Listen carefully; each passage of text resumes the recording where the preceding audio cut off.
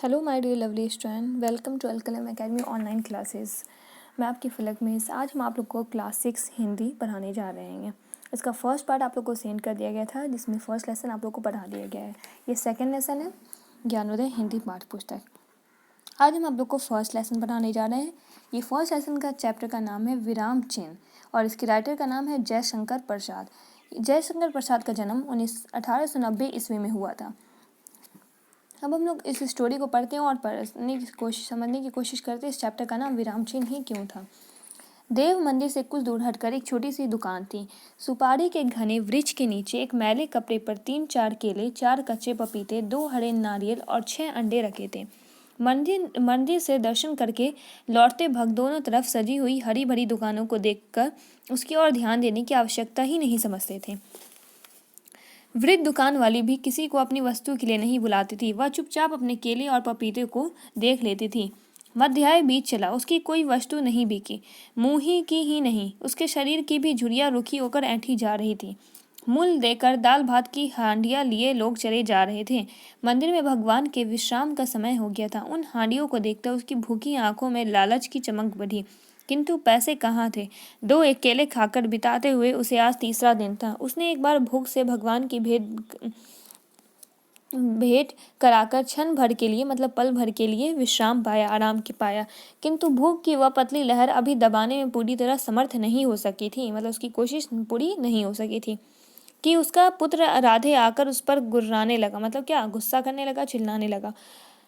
आंखें लाल किए हाथ नचा नचा कर वह कहने लगा, सब लोग जाकर खा पीकर सो रहे हैं, तू यहीं बैठी हुई देवता का दर्शन कर रही है। अच्छा, तो आज भी कुछ खाने को नहीं? बेटा, एक पैसे का भी नहीं बिका, क्या करूं? अरे तू भी तो इतना गुस्सा कर रहा है। उस समय सिंह द्वार के सामने की विस्तृत भूमि निर्जन हो रही थी। विस्तृत मतलब उसके सामने बड़ी भूमि निर्जन हो रही थी। केवल जलती हुई धूप उस पर किरोल कर रही थी। बाजार बंद था। राधे ने देखा 2-4 कौवे कांव कांव करते हुए सामने नारियल कुंज की हरियाली में घुस रहे थे। उसे अपना ताड़ी खाना स्मरण हो आया, मतलब याद आया। उसने अंडों को बटोर लिया। बुढ़िया हाँ हाँ करती रह गई। वह चला गया। दुकान वाली ने अंगूठे और तर्जनी से दोनों आंखों को साफ किया और मिट्टी के पात्र से जल लेकर मुंह धोया। बहुत सोच विचार कर उसने अधिक उतरा हुआ एक केला छिलकर अपनी अंजलि में रख दिया। उसने अंजलि में रख उसे मंदिर की ओर नैवेद्य लगाने के लिए बढ़ाते हुए आंखें बंद कर ली। भगवान ने उसे अछूत को नैवेद्य ग्रहण किया या नहीं, कौन जाने, किंतु बुढ़िया ने उसे प्रसाद समझकर ही ग्रहण किया। अपनी दुकान झोली में समेटे हुए जिस कुंज में कौवे घुसे थे, उसी में वह भी घुसी। पुआल से छाई हुई झोपड़ी में विश्राम किया। उसकी स्थावर संपत्ति में वही नारियल का कुंज, 4 पपीते और पेड़ और छोटी सी पोखरी के किनारे पर कुछ केले के वृक्ष थे।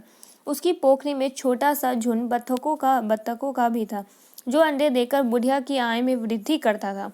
राधे अत्यंत क्रोधी स्वभाव का था। उसकी पत्नी ने उसे बहुत दिन हुए छोड़ दिया था। बुढ़िया को भगवान पर भरोसा था, उसी देव मंदिर के भगवान का, जिससे वह कभी नहीं जा पाई थी। अभी वह विश्राम की झपकी लेती कि महंत के जमादार कुंज बिहारी ने कड़े स्वर में कहा, पुकारा, राधे, अरे रधवा, बोल क्यों नहीं रहे? बुढ़िया ने आकर हाथ जोड़ते हुए कहा, क्या है महाराज? सुना है कि कल तेरा लड़का कुछ अछूतों के साथ मंदिर में घुसकर दर्शन करने जाएगा। नहीं नहीं नहीं, कौन कहता है महाराज? वह भला मंदिर में? उसे कब से भक्ति हुई है? नहीं, मैं तुझसे कह देता हूँ, अपनी झोपड़ी संभाल कर रखने के लिए उसे समझा देना, नहीं तो तेरी और उसकी दोनों की दुर्दशा हो जाएगी। मतलब क्या होगा? दुर्दशा हो जाएगा, बहुत बुरा होगा उन दोनों के साथ। राधे ने पीछे से आते हुए क्रूर स्वर में कहा, जाऊंगा, तेरे बाप के भगवान है, तू होता कौन है रे? अरे चुप रे राधे, ऐसा भी कोई कहता है रे? अरे तू जाएगा मंदिर में, भगवान का कोप कैसे रोकेगा रे? बुढ़िया गिड़गिड़ा कर कहने लगी। जमादार ने राधे की लाठी देखते ही ढीले स्वर में कहा, जाना राधे, कल देखा जाएगा। जमादार धीरे धीरे खिसकने लगा।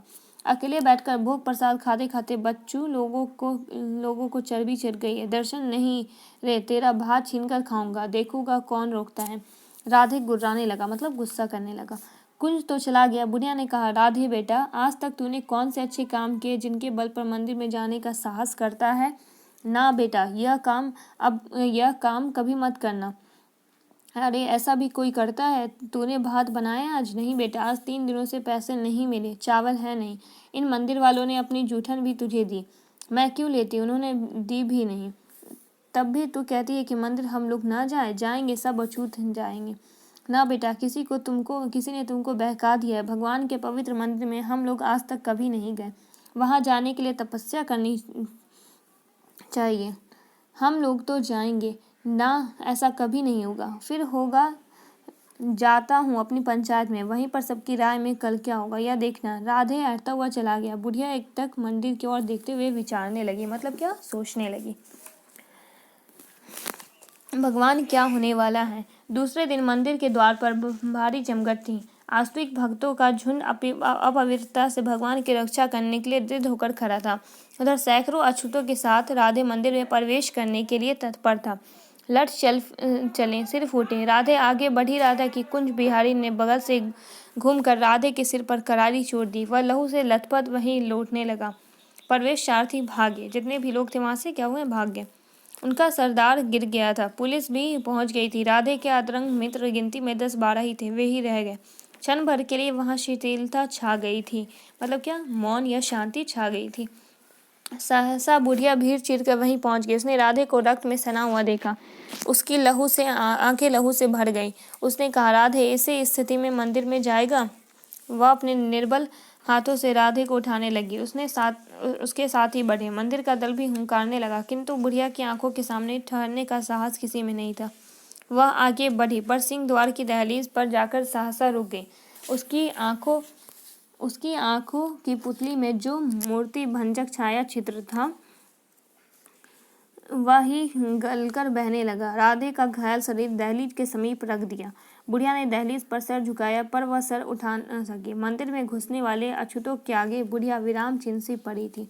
मतलब जितने भी लोग थे वहाँ पे वो बुढ़िया को देखकर कि कोई भी वहाँ अंदर ना गए। ये था आज आप लोग का स्टोरी जो मैंने आप लोग को पढ़ा दिया। इस स्टोरी का मीनिंग ये होगा कि हमें जात पात छूट ये नहीं करना चाहिए कि वो निचले जाति का इंसान है तो वो मंदिर में नहीं जाएगा इन सारे से, क्योंकि मंदिर और मस्जिद ये सब के लिए बराबर है, चाहे वो अमीर हो गरीब हो, सब लोग वहाँ जाएंगे। ये था आज आप लोग का सेकंड चैप्टर। इसमें आप लोग को वर्ड मीनिंग दिया गया है, वो आप लोग को याद कर लेना है। क्वेश्चन आंसर दिया गया है, खुद से बनाने की कोशिश कीजिएगा, बन जाएगा। इसमें ऑब्जेक्टिव क्वेश्चन है, वो भी आप लोग बनाइएगा, खुद से बन जाएगा। ये था आज आप लोग का सेकंड चैप्टर जो कंप्लीट हो गया। ओके, और स्कूल जैसे खुलता है तो फिर आप लोग को क्वेश्चन से बनाया जाएगा। Okay, goodbye all.